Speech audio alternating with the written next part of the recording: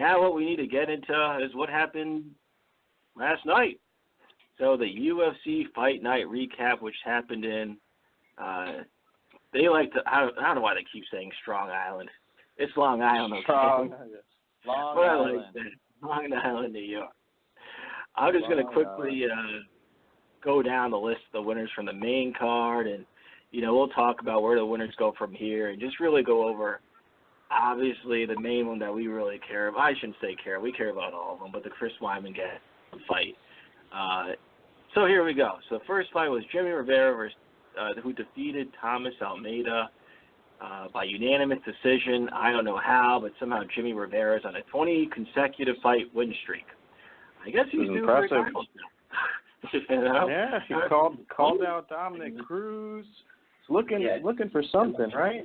He deserves a step up. I mean, Thomas Almeida is no slouch. Right. Both highly ranked guys, 20 consecutive wins. This is the time to go for a number one contendership. Cody's on the bench. Who knows when he'll be back? Yes, call out Cruz or call out Dillashaw. Next fight up was Patrick Cummins, who defeated. Man, can you tell me how to say this name so I don't mess it up? Since I know it's semi part of your username. Oh man, I'm sorry. Gian Villante. Okay. G-Dash-on. That's how I tell everyone, man. They used to butcher my name in school. It's like Guyon, Gion, everything. I heard it all. I'd get called John and just Gian. I used to tell my teachers, just G-Dash-on. Don't even write my name the way that it is. G-Dash-on. And ironically, my handle's G-I-A-N. I'm still trying to get it to stick. Yeah, same thing with me. In school, I always told them to call me Cage. 20 years from now, you're going to be calling me this. So call me it now. But, so Patrick Cummins defeated Gian Villante. It was a split decision. Cummins won. And then we went to the co-main event. Out of the blue, this guy's been winning. And I thought he was going to win this one. But it was Darren Elkins who had another split decision. Well, he had a split decision win over Dennis Bermudez. Oh man, I can't believe Bermudez lost that. I had him winning all the way in terms. I mean, before the fight, like I don't think he'd. Yeah, I thought the decision was fair, but I thought he was gonna finish Elkins. Yeah, I was trying my buggy flip, so I kind of had to give up the second and third round. He was kind of telling me how it was, so I could watch the last fight, and I go, wait, he won?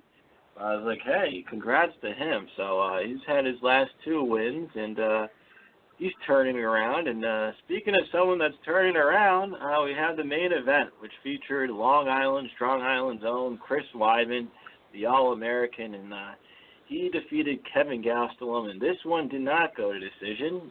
He beat him by an arm triangle choke, as they say, in the third round. And, hey, I got to give you credit. These things are recorded. Last week we spoke on who you got. I said, I don't know. I give it to Gastelum. You picked the boy Weidman, and you never pick him. So 1791, if I could, claps to you, sir. How do you think, DJ? Where do you go from here? Talk to me, man. I couldn't be happier to see him win, and I am not even a fan of it. I tell people I'm not a big fan of him. I never believed in the hype. I knew his back is against the wall. Definitely can't deny his talent, He doesn't suck. I never thought that he sucked. I'm just not a fan, And he put on, to be able to out-wrestle him the way that he did, there's a reason he's got that wrestling tattoo on his shoulder, man. There's a reason why he's got that.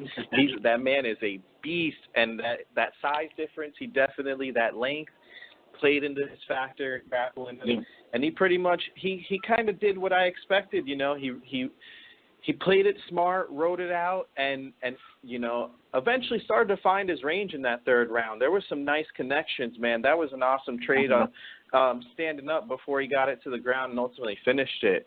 But shout out to Kelvin Gastelum, man. That right hook at the end of the first round scared me for a second. Oh man. Yeah, they gave away where, for some odd reason, if you're watching it, they kind of took off the timer. So it was like 15 seconds left, but you didn't really know it was 15 seconds left. out of the blue, he kind of hits him with like a right cross that misses, but he's looking at that hand that's coming off the cross, and then he comes over the top with the left that hits him on the chin.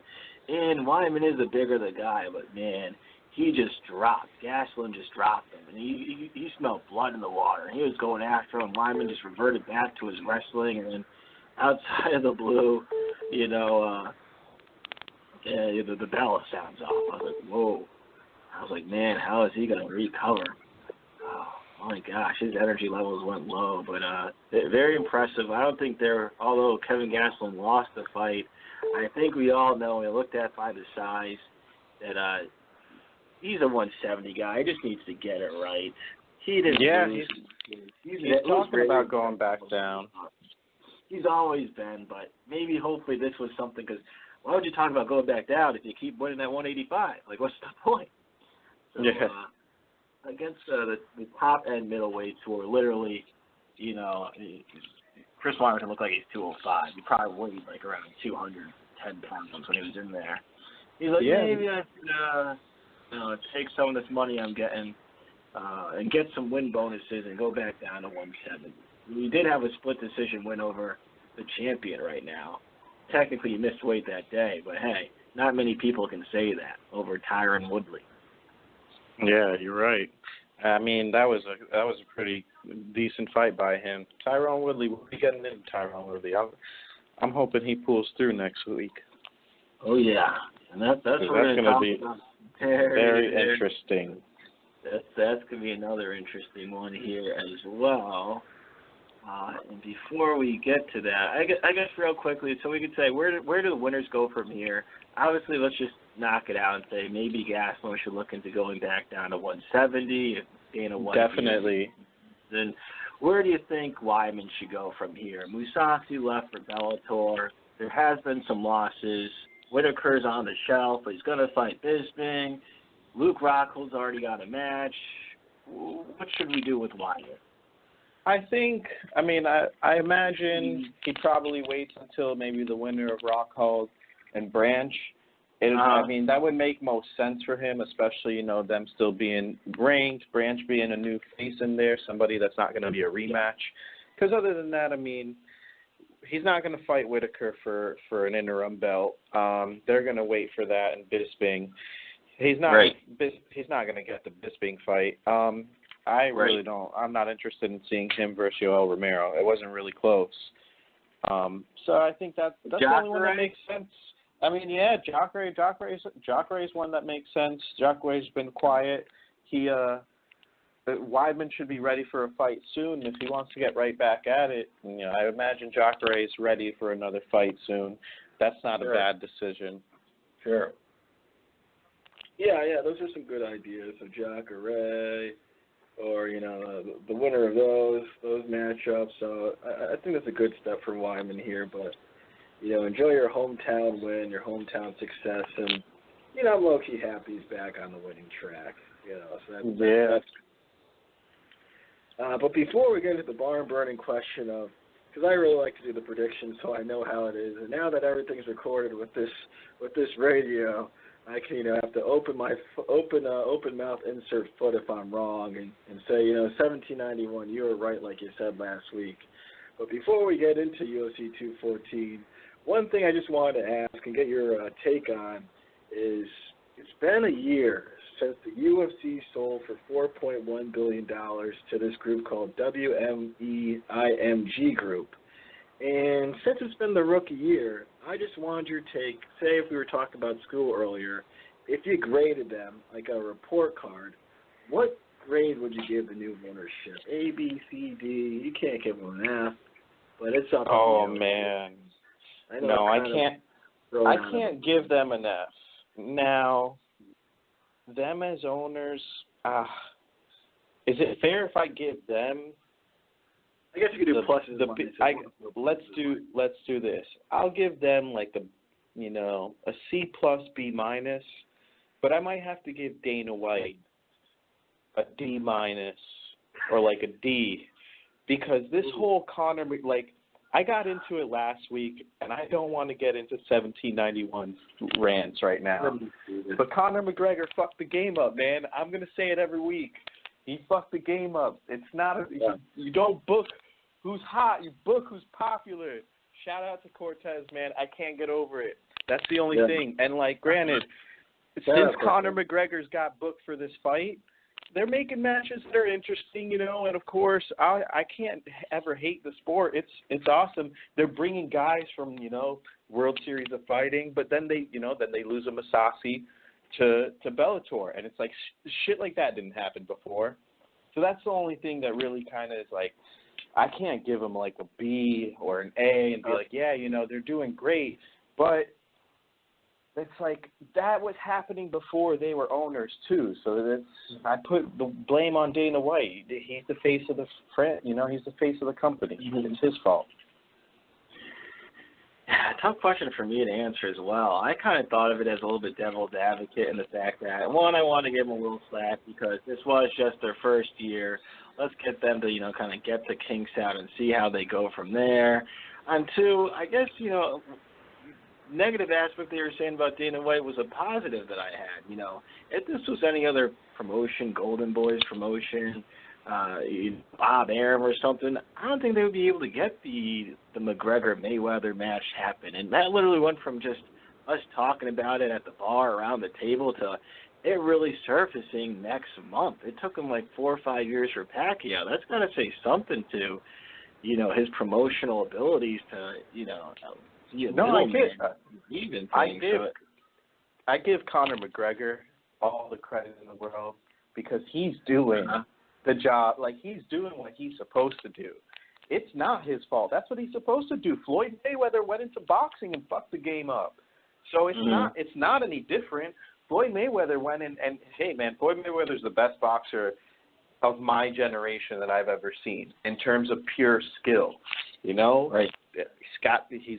He's got a mixture of it all, and he's undefeated for a reason. But he ruined the game. He doesn't fight the people that the fans wanted him to fight, things like that. So, you know, it's the same way. Conor McGregor fought people that he made fans want him to fight, but he also he got everything basically spoon-fed to him. You know, he didn't have to defend the 145 belt. The 155 belt's on the shelf, and it's like he did exactly what he needed to do to get where he needed to be. But the company that's supposed to be ran and wants to be compared to the NFL can never be compared to the NFL now, because that's like if the Browns were to all of a sudden be good and they started to go into the playoffs and then and Goodell was like, you know what? No, the Patriots are more popular. We're going to supplement them because it's like that's okay. Yeah, you know, that's the case, but that's not like if they made it there, they should be getting the fight. They should be doing it the right way. So it's just like it's the fight game. Really, that's what it is. It's always going to be like that. It's going to be a mixture of who markets themselves as an individual, because there's nothing more individual in that sport than that. So if you sell yourself and you put asses in seats, you know, you're going to get booked, and you can choose whoever the fuck you want to fight because you're going to sell the fight anyways. Right. Yeah, you put it well. You know, the NFL is the shield. Nothing bigger than the NFL as far as individual stars, but it's definitely turning into UFC where, yeah, you know, it is about the individual fighter and marketing them, and you know, if they can put butts in the seats. They have IMG, which is, you know, a destination group where they put on events around the world, and you could see their influence because they'll be like, okay, we're going to New Zealand. Mark Hunt, you're leading it off, because they know they'll put butts in the seat because he's like their home-owned guy. Now they got Kevin Gastelum in Long Island. All right. I mean, I'm sorry, Kevin. Lyman. Now we got Lyman. You're from Long Island. Okay, it's on you. Oh, Jose Aldo, you want to see in Brazil? We got you, buddy. You're going to headline the card. We'll even throw Anderson Silva. Vitor Belfort. Vitor Belfort got 1,000 fights in Brazil. TRT. You know, exempt every time for a reason. For a reason, because he's going to sell the fight no matter what. I can't hate it when it comes to thinking of it as business. I always like to think of it, you know, from the business standpoint, and obviously, you know, understand the motives behind it. We live in the Matrix, So I like to think about the programming behind everything. And then I understand it, and then I think about it as the fan or the person who's plugged in and think of it as that. And it's like, of course I'm pissed off, like, because it shouldn't be that way. But, hey, man, if you sell it, people are going to buy it anyway. If you know how to sell it, it doesn't matter who the hell you're fighting. That's right. Like, Vince McMahon always said, what's best for business. Yep.